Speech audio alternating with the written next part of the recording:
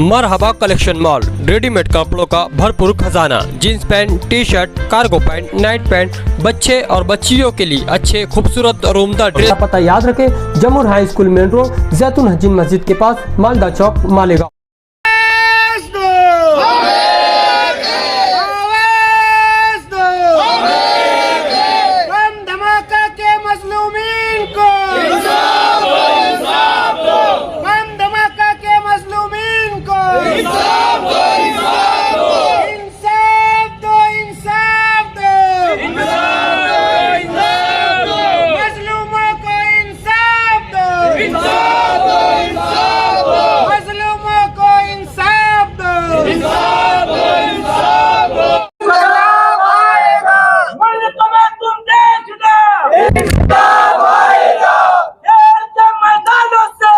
इंकलाब आएगा, गलियों से बाजारों से इंकलाब आएगा, मस्जिद के दीवारों से इंकलाब आएगा, मंदिर के मेहराबों से इंकलाब आएगा, मुल्क में तुम देख लो इंकलाब आएगा, गलियों से बाजारों से इंकलाब आएगा, खेल के मैदानों से इंकलाब आएगा, मस्जिद के 29 सितंबर 2008 इक्कू चौक बम ब्लास्ट पूरे शहर ने देखा, पूरे देश ने देखा। उस वक्त कुछ लोग भगवा दहशतगर्दी के नाम पर गिरफ्तार हुए और उनके पास जो उस वक्त हेमंत करकरे साहब ने तफ्तीश की तो उसमें ये आया कि हिंदू राष्ट्र के नाम पर कॉन्स्टिट्यूशन को नहीं मानने के लिए इनकी कई मीटिंगें हुई, कई साजिशें हुई, इनकी कॉल रिकॉर्डिंग थी। मैं तो हैरान हूँ अभी कोर्ट के फैसले और एनआईए एजेंसी की तफ्तीश पर कि हेमंत करकरे साहब ने जिस टू व्हीलर को चेसी नंबर उस कंपनी में भेजकर मंगवाया था, एटीएस की चार्जशीट में भी था, और उसके बाद एजेंसी एनआईए एजेंसी बोलती है कि वो गाड़ी किसकी थी नहीं मालूम। तो क्या मालेगांव शहर में जिस गाड़ी पर बम ब्लास्ट हुआ वो खुद चलकर आई और अपने आप फूट गई? ऐसे कई सवालात हैं। जो लोग यहाँ पर शहीद हुए उनके घर के लोग भी हैं, उनको इंसाफ मिलना चाहिए। इसीलिए आज हम निवेदन देने यहाँ आए कि सरकार फौरन हाईकोर्ट में 14 अगस्त तक अपील दाखिल कर दे, नहीं तो इस शहर में, इस मुल्क में हमको भी पूरी आज़ादी मिली है, 15 अगस्त भी है, तो हमको 15 अगस्त पे कोई जमहूरी तौर पर फैसला करने की तरफ ना जाना पड़े, क्योंकि आज़ादी और जमहूरियत किसी एक समाज को नहीं मिली है, पूरे देश को मिली है और उसी देश में हम रहते हैं।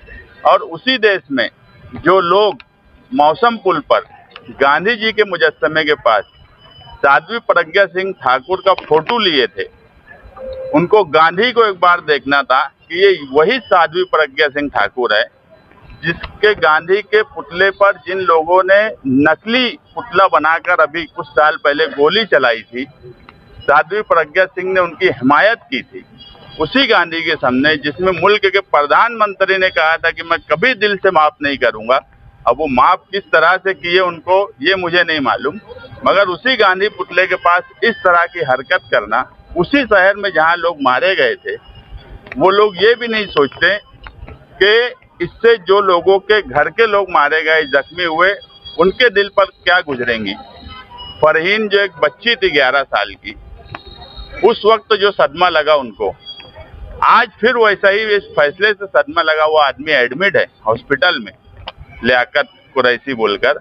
तो उनका, मैं आज उनसे बात किया फोन पर, तो उनका ये बोलना है कि यार मुझे तो ऐसा लगा कि मेरी बच्ची 2 बार मर गई, 29 सितंबर को भी मारी गई और 31 जुलाई को फैसला जो आया वो सिर्फ फैसला आया, इंसाफ नहीं आया, उस दिन भी मारी गई। तो सरकार ऐसे गंभीर मामले में जिसमें देश की सुरक्षा का सवाल हो, उस पर अपील में जाने के बजाय वो भगवा दहशतगर्दी की सफाई देने का अगर काम कर रही है, तो इसका मतलब यह है कि सरकार का कुछ न कुछ पर्सनल इंटरेस्ट एजेंसियों पे दबाव का हर हाल में रहा होगा। नहीं तो फौरन अपील में जाने की बात होना चाहिए थी। सरकार को सफाई देने की क्या जरूरत है। इसीलिए हमारा ये निवेदन है, आज हम माइनॉरिटी डिफेंस कमेटी की तरफ से आए हैं कि 14 अगस्त तक सरकार हाईकोर्ट में अपील दाखिल करें और जो लोग मारे गए हैं, जो लोग जख्मी हुए, उनको इंसाफ दें। माइनॉरिटी डिफेंस कमेटी के बैनर पर आज ये आंदोलन किया जा रहा है, निवेदन दिया जा रहा है। जो मुंबई की मोकोका कोर्ट ने जो मालेगांव 2008 में भिक्खू चौक में जो बम ब्लास्ट हुआ, साध्वी प्रज्ञा सिंह ठाकुर, कर्नल पुरोहित और उनके तमाम ही साथी ने जो ब्लास्ट किया था, और इसके पुरावे हेमंत करकरे साहब ने न्यायालय के सामने, कोर्ट के सामने चार्जशीट के शक्ल में सबमिट किया था। एनआईए ने उसकी तपास की, लेकिन न्यायालय ने उनको निर्दोष मुक्त किया। हमको कोर्ट के फैसले से दुख है, मालेगांव शहर वासियों को सदमा है, हमारा दिल दुखा है, और इसके लिए हम राज्य सरकार से हमारी विनती है।